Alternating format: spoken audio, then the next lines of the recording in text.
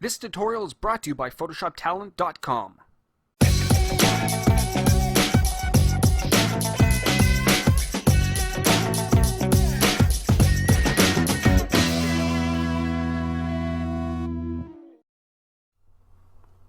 Hey there and welcome to another Photoshop tutorial from IceFlow Studios. And in this tutorial I'm going to be showing you a method of applying a digital tattoo onto someone's body.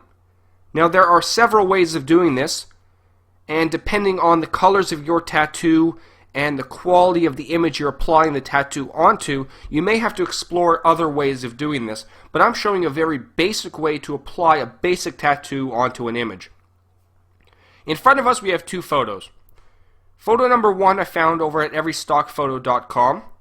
This is the photo we're going to be applying the tattoo onto. And this photo right here I found over at Google. And this is the tattoo we're going to be using. The first thing you want to do is isolate the tattoo from the background. As you can see, we have a black tattoo on a white background.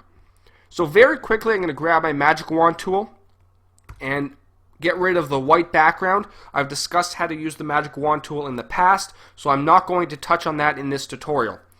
So we now have our tattoo separated from our background. It's on a transparent background.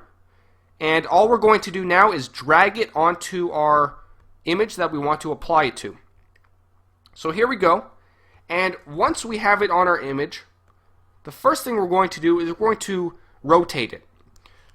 So basically you're going to position it exactly the way you want it positioned on the person's arm in this case. So I'm going to grab my move tool, and at the top I'm going to make sure show transform controls is checked. If you're on CS2 or below, I believe it says show bounding box. And you'll notice that we now have this bounding box. And if we head to one of the corners and just move out a little bit, you'll notice we have this rotate cursor. We can now grab and rotate it and position it the way we want it to. And if we wanted to, we can also shrink the size a little bit. So I'm going to position it approximately right here.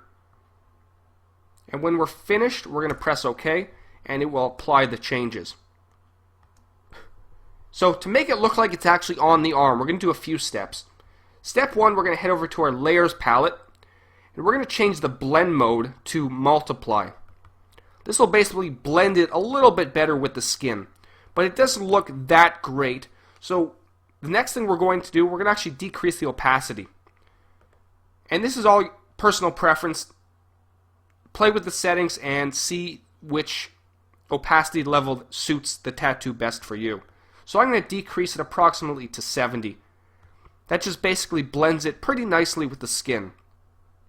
And the last thing I'm going to do is I'm going to blur the edges a little bit. Just blur this tattoo just to make it look not so sharp on the skin. So we're going to head up to the top, click on Filter, Blur, Gaussian Blur, and again, it's all about personal preference.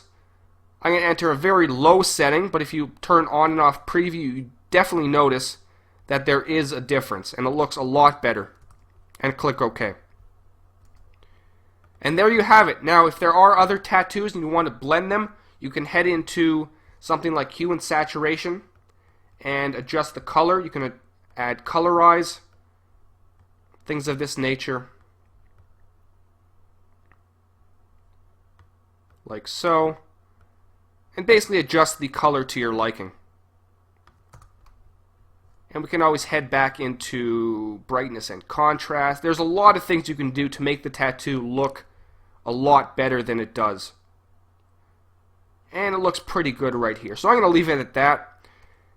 And that's a very basic way of adding a tattoo to someone's body. Again, if your tattoo has many colors, or the quality is not that great, or the image that you're applying it to isn't that great, you may have to explore other methods, or you may have to play with the blending modes. Sometimes a different blending mode like color blur, color burn, or overlay may suit your tattoo better. It all depends on the colors. So I hope this answers anybody's question. I know I've had a few requests for this. And apply it to your projects. If you're on YouTube, rate the video, comment the video, subscribe to the channel. And until next time, this is Howard from IceFlow Studios. Take care.